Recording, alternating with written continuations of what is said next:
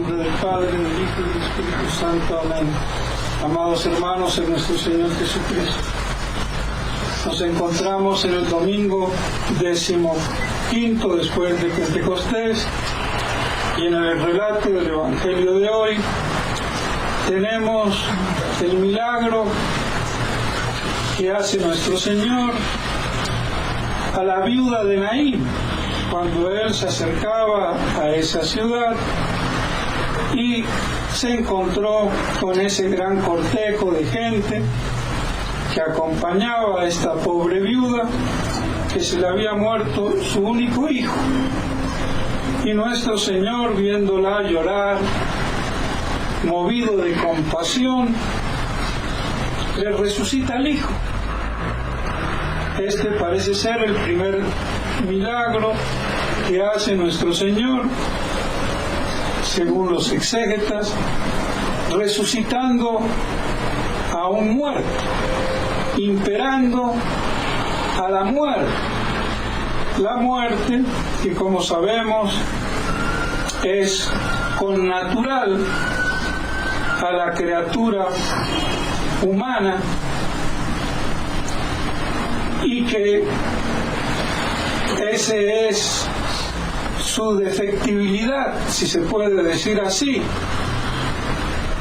aunque sabemos bien que Dios, elevando al hombre al orden sobrenatural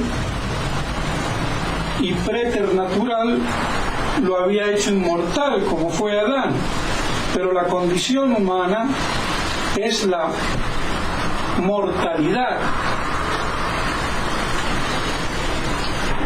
Y bien, esta muerte inherente a nuestra condición, vemos cómo nuestro Señor se muestra por encima de ella, haciendo resucitar a este joven hijo único de su madre. Y ahí vemos el poder de Dios. Claro que no lo reconocen como a Dios, pero sí lo reconocen como un profeta, con el poder de Dios y venido de Dios. Pues solamente Dios puede tener ese imperio, ese dominio sobre la vida y la muerte, porque Él es el Señor, el autor de todo lo creado.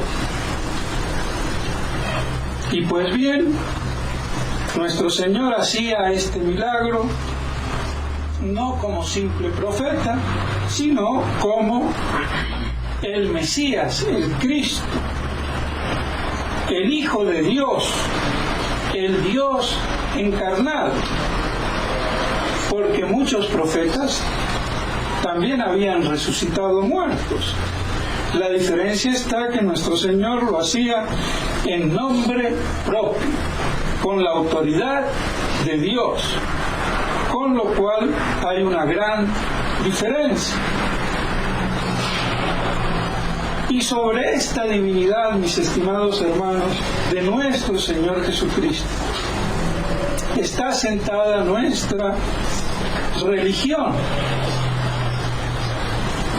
Nuestra religión tiene por dogma fundamental la divinidad de Cristo. Sin eso, no hay religión católica. Y precisamente, ese es hoy en día, siempre lo fue,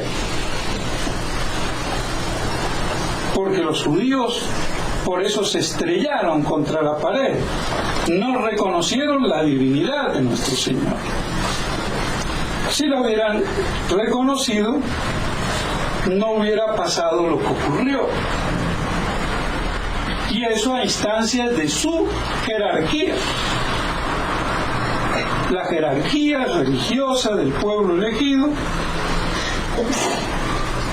rechazó la divinidad de nuestro Señor, y eso es lo que constituye el judaísmo. arrastrando al pueblo. Y vemos que el problema viene desde hace tiempo, pero hoy tiene una extensión, una dimensión que desborda todo contexto y nos sitúa dentro de una herejía que pasa de ser desapercibida, pero que conlleva una hecatombe apocalíptica. Porque hoy en día el ecumenismo pone en tela de juicio la divinidad de Cristo y de su Iglesia. Pone en tela de juicio el dogma fundamental. Quizás por eso Sor Lucía, en ese famoso tercer secreto de Fátima, dio una alusión al contenido de ese secreto cuando dijo: en Portugal conservará el dogma de la fe, para dar de algún modo a entender, de una manera discreta, lo que contenía ese tercer secreto que todos sabemos por una u otra, que es justamente esta gran apostasía que estamos viviendo y que viene de la jerarquía,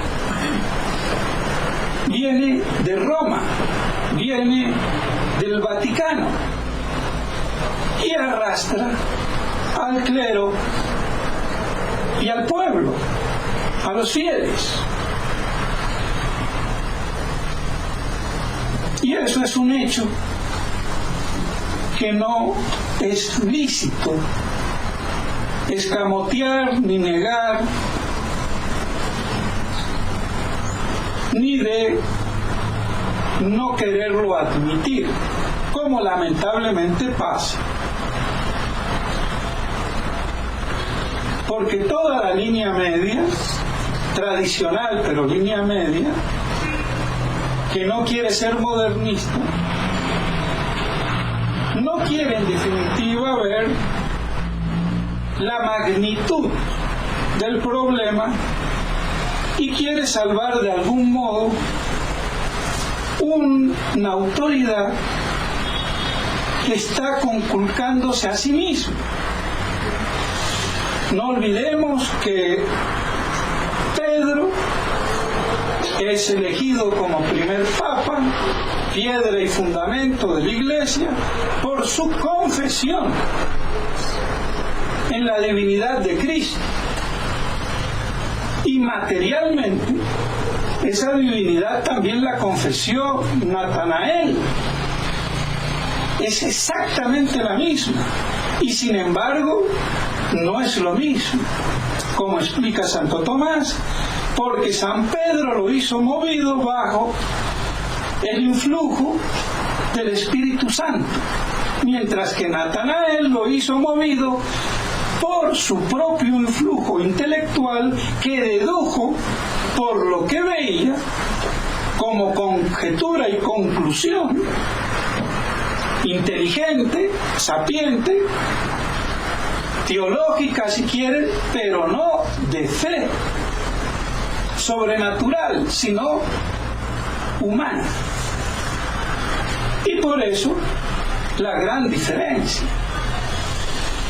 Y todo el papado está fundamentado en esa profesión pública de la fe, y por eso el Papa tiene como deber sagrado confirmar a sus hermanos en la fe, y para lo cual él tiene la infalibilidad, él solo, que tiene toda la Iglesia en su magisterio universal.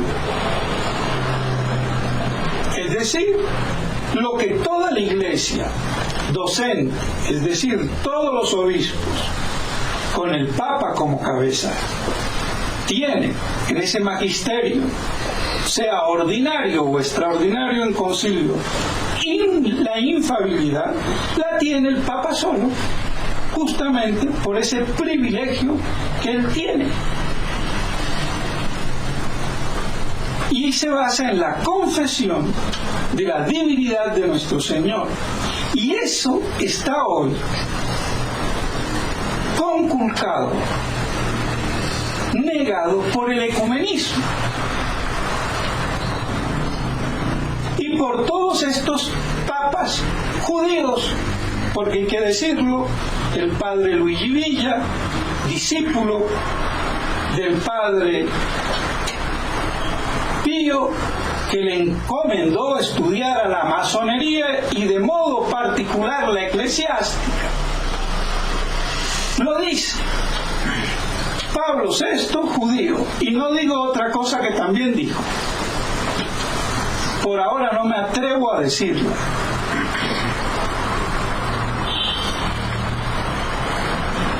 Juan Pablo II, judío, la madre judía, el apellido que tiene, que yo ni lo sé ni pronunciar, pero que es una adaptación al polaco de un apellido judío. Y Benedicto XVI, no se diga. También judío. Para colmo, la gloria del olivo, el imperio de la sinagoga dentro de la iglesia. Pablo VI salía con el efod, mejor dicho, el pectoral, que era uno de los emblemas del sumo pontífice de la sinagoga. Entonces no nos extrañemos de estas cosas, y por eso el padre Luigi Villa, que ya tiene como 94 años y que lo han querido matar en múltiples ocasiones,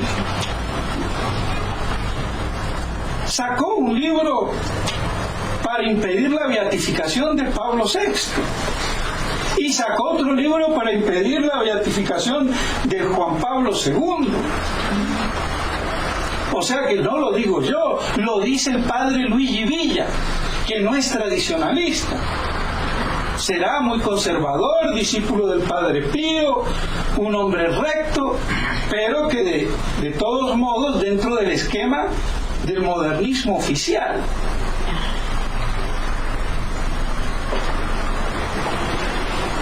Entonces, si él dice eso, ¿cuánto más podemos nosotros decir?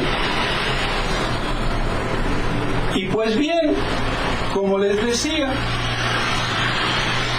el papado está fundamentado en esa proclamación de la divinidad de nuestro Señor.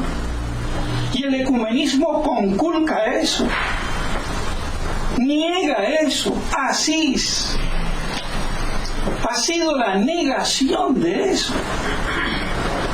Ha negado la divinidad de nuestro Señor, aceptando en el mismo plano o pie de igualdad las otras religiones falsas.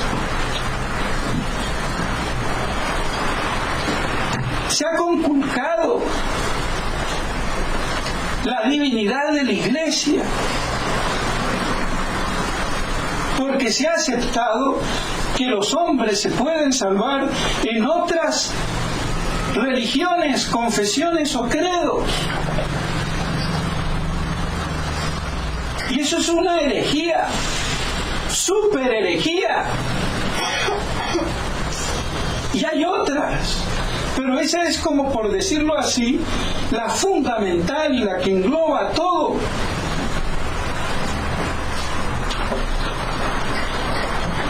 Y eso para proclamar prácticamente la divinidad de la conciencia del hombre y sus derechos.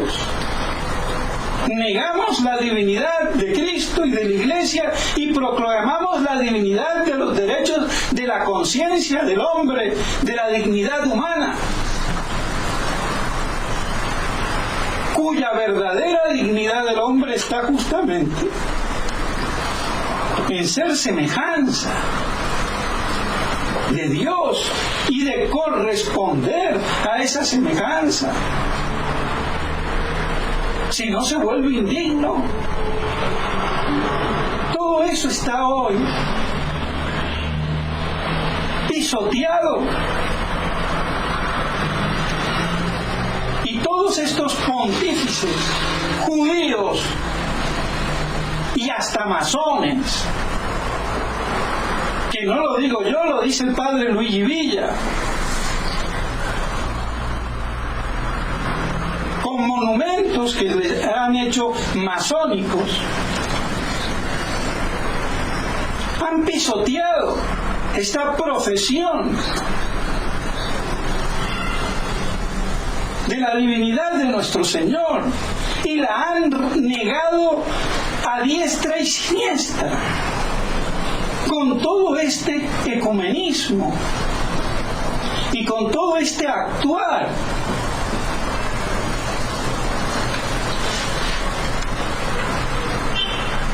Y quizás por eso entonces Sor Lucía, cuando dijo que en Portugal se conservará el dogma de la fe, para dar a entender qué era el contenido del tercer secreto, nos estaba dando la clave de lo que hoy vemos, pero que nadie denuncia.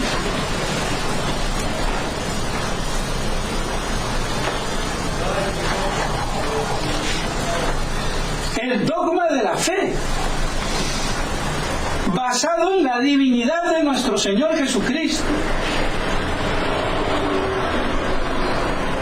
Y de ahí la divinidad de la Iglesia y la exclusividad de la Iglesia, fuera de la cual no hay salvación, cosa que está revaluada, está negada. Todo el mundo hoy cree de buena o de mala fe, hereje o no hereje, todo el mundo cree que cualquiera se salva si sigue los dictámenes de su conciencia. Y eso es una herejía, señores. Eso es conculcar la divinidad de nuestro Señor y el dogma fundamental. Sin eso no hay Iglesia católica. Y eso ha sido destruido por Pablo VI, Juan Pablo II y por Benedicto XVI.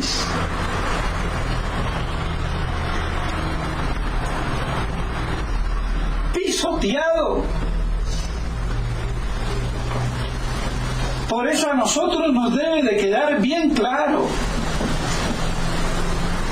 para permanecer católicos, apostólicos y romanos, a la verdadera y única Iglesia de Dios, tenemos que perseverar en el dogma de la fe, en la divinidad de Cristo,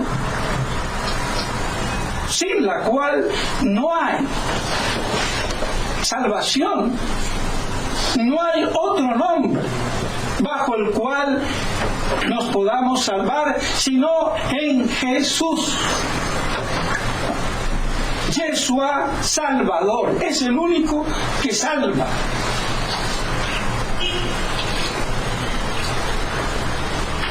Y eso es un hecho, mis estimados hermanos, está revaluado, negado. Eso no se afirma desde hace 40 o más de 40 años en lo que dice ser la Iglesia católica.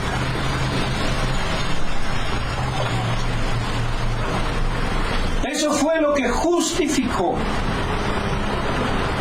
la acción de Monseñor Lefebvre y de Castromán. Eso es lo que justifica o justificó a la fraternidad y a todas las comunidades que quisieron permanecer en la tradición. Y eso es lo que nos justifica a nosotros. Y lo que nos salvará porque si no,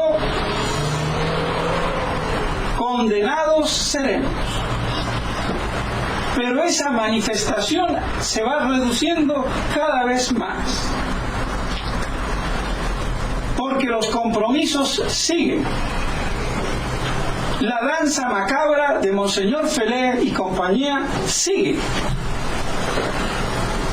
Ya hoy se sabe. Cuando yo les dije que había dos posibilidades, o un milagro cometiendo Roma un error, o una táctica bien maquiavélica y diabólica para no perder el pez,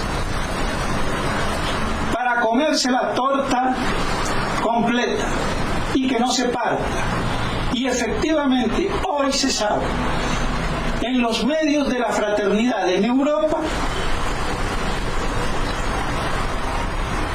que Monseñor Felé fue a firmar, le subieron la cuota para que no firmara, no hubiera acuerdo, porque en ese momento iba a explotar la cosa con los otros 3 obispos que más o menos se habían manifestado con esa carta que hicieron en oposición, y los sacerdotes que comenzaron a sentir medio apoyo y se envalentonaron, y eso creó una conmoción interna, de los cuales hubo 4 o 5 voces conocidas, pero eso era la punta del iceberg. La conmoción estaba, y ante una división y tener un acuerdo con una fraternidad dividida, no, yo quiero a la novia de mano entera, no me voy a quedar con la mano y el brazo o medio cuerpo, la quiero completica. Pues por eso entonces pasó lo que ocurrió y no hubo acuerdo. Pero Monseñor Felé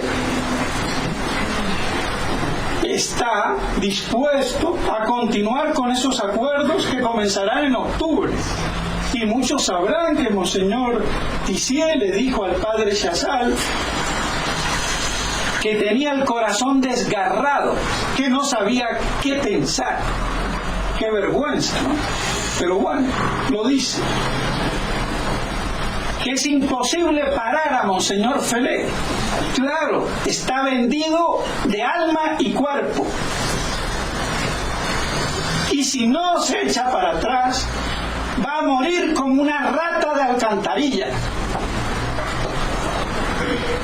Esa es la maldición que le va a caer por vil traidor. Que se eche para atrás, si nadie lo para. ¿Cómo puede ser eso?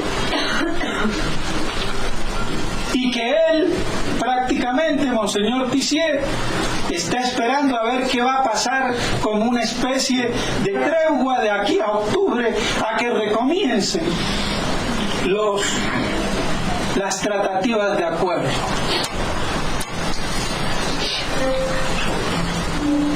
Monseñor Williamson, que pasó por Estados Unidos, en México, y confirmó, no sé si también lo habrá hecho allá en Estados Unidos o en México, pero en Brasil confirmó casi a 100 personas, 90 y pico, con lo cual se medio manifestó apoyando a esos sacerdotes, como los de Estados Unidos. Y en Brasil, y el monasterio que dirige don Tomás, y el padre Buchacur, que parece que no recuperará jamás su razón perdida, pontificando en el error, diciendo que esas acciones de Monseñor Williamson fueron sin pedirle permiso a él. Pero ¿quién es él? ¿Desde cuándo en la fraternidad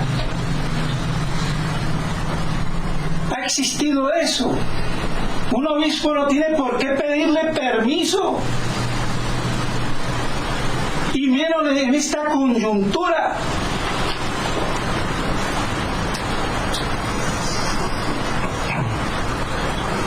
Y decir que han engañado a los fieles. Son ellos los que engañan a los fieles. Es él el padre Buchacur, mentiroso, títere. Que se le acorte la boca, porque la tiene demasiado larga. Que se deje de esas pretensiones. ¿Para qué hizo Monseñor Lefebvre a los obispos? Para que fueran allí donde los llamaran, donde los fieles tuvieran necesidad. Ah, pero si no es ahora la fraternidad la que lo hace, ya no vale. Pero si la fraternidad como tal, mientras siga gobernando Monseñor Felé, no existe. Soy yo más fraternidad de Monseñor Lefebvre que todos ellos juntos, que han aceptado el motu propio, que han aceptado haber sido excomulgados. Yo nunca lo acepté, ni lo aceptaré. ¿Qué vienen a decir? Y a ver cuál va a ser el bobo que me salga a la palestra. Porque no me va a temblar la mano para decapitarlo teológicamente, inteligentemente, con fundamentos. Porque la iglesia es teológica, la fe es teologal. Y para eso la iglesia tiene teólogos, aunque hoy brillan por su ausencia. Pero yo, con la poca o mucha teología que sé, me sé defender. Y sabré defender la iglesia de Dios ante estos criminales que están vendiendo la iglesia, que están vendiendo la fraternidad y que están usufructuando mal los esfuerzos de todos aquellos fieles que dieron sus bienes.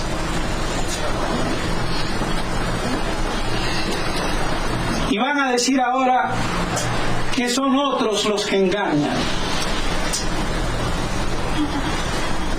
A Monseñor Felé, verdaderamente lo mejor que le podría pasar es que lo parta un rayo. Y no es que yo le desee el mal, pero si él ya es imparable, por lo menos que la ira de Dios lo pare y no arrastre a los demás sacerdotes, a los demás fieles. No puedo decir nombres, pero hay un sacerdote que también lo conocen aquí en Colombia y está a punto de salir de la fraternidad. No aguanta más. Se ha sentido engañado.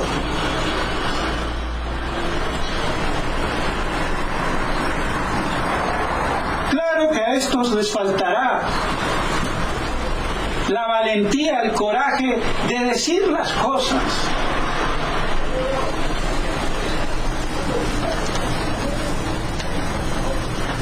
O de medio decirlas, al fin y al cabo.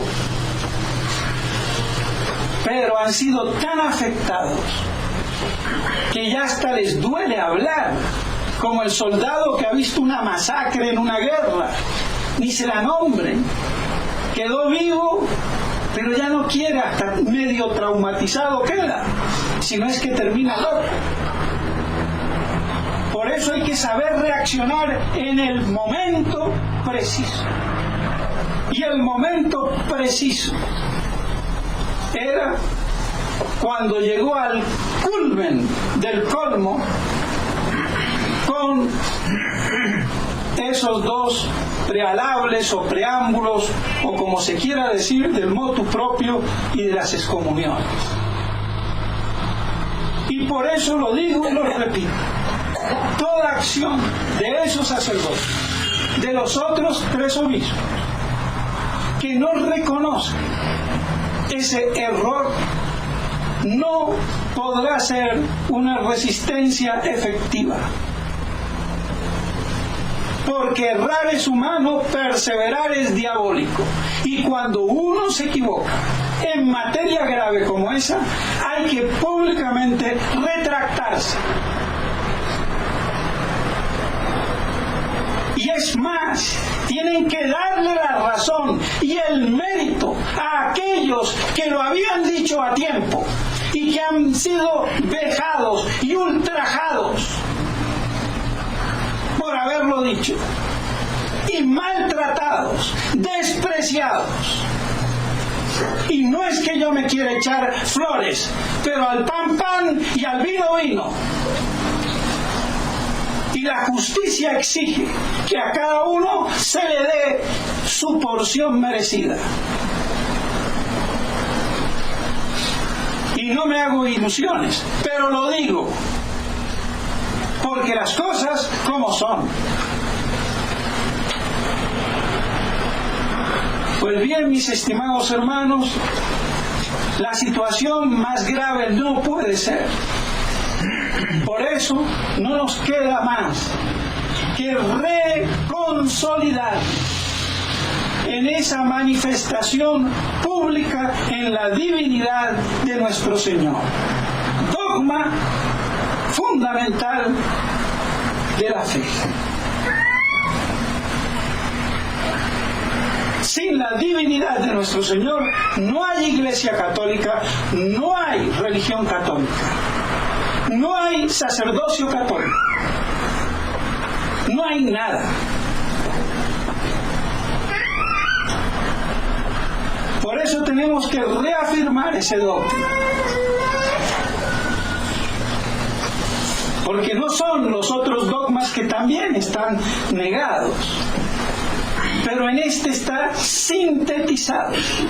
Y vemos la importancia entonces de la divinidad de nuestro Señor, porque incluso se puede creer en Dios.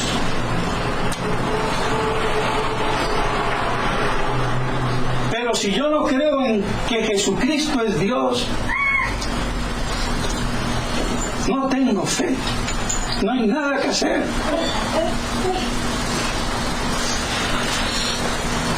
Por eso lo repito una vez más, esas palabras de que Portugal conservaría siempre el dogma de la fe están en consonancia con esta apostasía que viene de la cúspide, que viene de la alta jerarquía, que viene de Roma, que viene del Vaticano y que arrastra a los demás. Por eso, si queremos seguir permaneciendo como católicos, apostólicos y romanos, hijos de la verdadera Iglesia en la que hemos sido bautizados, no nos queda más que reafirmarnos en esa fe, en la divinidad de nuestro Señor y de su Santa Iglesia, fuera de la cual no hay salvación. Y porque nuestro Señor Jesucristo es Dios, segunda persona de la Santísima Trinidad, manifestando su divinidad, reconocemos también la Santísima Trinidad que especifica nuestra religión sobrenaturalmente. Pidámosle a la Santísima Virgen María que nos ayude a comprender y ver estas cosas, guardándolas en nuestros corazones, y así, con la fe, estar dispuestos a mantenernos firmes sin claudicaciones. En nombre del Padre, del Hijo y del Espíritu Santo. Amén.